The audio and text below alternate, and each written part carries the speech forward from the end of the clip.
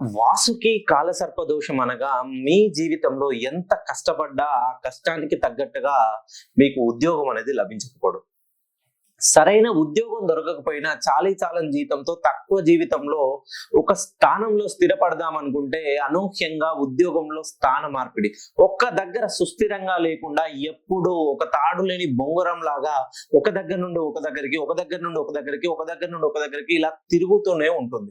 పోనీ ఒక దగ్గర నిలకడగా ఉద్యోగం చేస్తామనుకుంటే మన పై వాళ్ళు మీ పైన పెట్టే ఒత్తిడిని భరించలేక, ఆ ఒత్తిడిని తాళలేక అనూహ్యంగా ఉద్యోగం మానేయడం. ఆ ఉద్యోగం ఇవన్నీ దాటుకొని ఉద్యోగం చేస్తుంటే చివరికి మిగిల్చిన సంపాదన శూన్యం అవ్వడం. ఎంత కష్టపడ్డా డబ్బు మాత్రం మిగలకపోవడం. పైగా ఎప్పుడు నలుగురు దృష్టి మీ పైన ఉండడం. వాడికేంటి డబ్బులు బాగా సంపాదిస్తున్నాడు, పోగేస్తున్నాడు, ఇక్కడ ప్రాపర్టీస్ అక్కడ ప్రాపర్టీస్. ఎప్పుడైతే నరదృష్టి మీ పైన పడిందో, నరదృష్టికి నాపరాయి సైతం 16 ఒక్కలు అవుతుంది. మానవ మాత్రులు మీరెంత.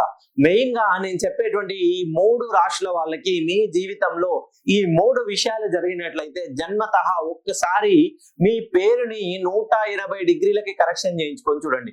ఎవరైతే ధనస్సు రాశిలో జన్మించారో, మకర రాశిలో జన్మించారో మరియు కుంభ రాశిలో జన్మించారో ఈ ముగ్గురికి ఈ వాసుకి కాలసర్ప దోషం అనగా ఎంత కష్టపడ్డా ఆ కష్టానికి తగ్గట్టుగా రాబడి అనేది ఉండదండి.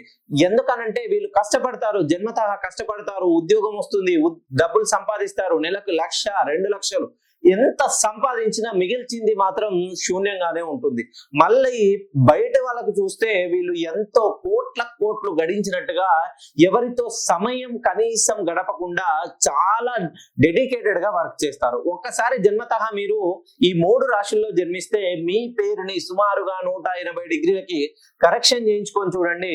ఎన్నో అద్భుతాలు మీరు సృష్టించబోతున్నారు.